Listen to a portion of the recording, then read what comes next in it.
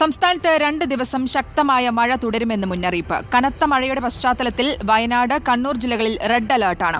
ശക്തമായ മഴയ്ക്കും കാറ്റിനും സാധ്യതയുള്ളതിനാൽ തീരദേശ പ്രദേശത്തും മലയോര മേഖലയിലും പ്രത്യേക ജാഗ്രതാ നിർദ്ദേശം പുറപ്പെടുവിച്ചിട്ടുണ്ട്.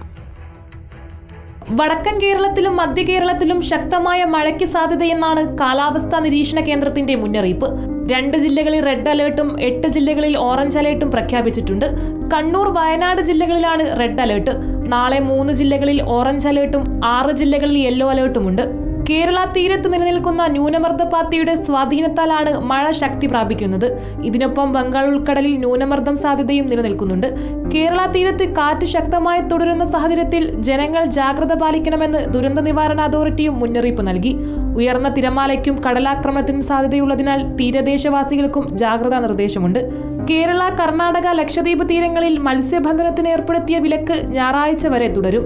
മഴ തുടരുന്ന സാഹചര്യത്തിൽ മണ്ണിടിച്ചിൽ കണക്കിലെടുത്ത് മലയോര പ്രദേശത്തും പ്രത്യേക ജാഗ്രതാ നിർദ്ദേശം തുടരുകയാണ്. റിപ്പോർട്ടർ, തിരുവനന്തപുരം.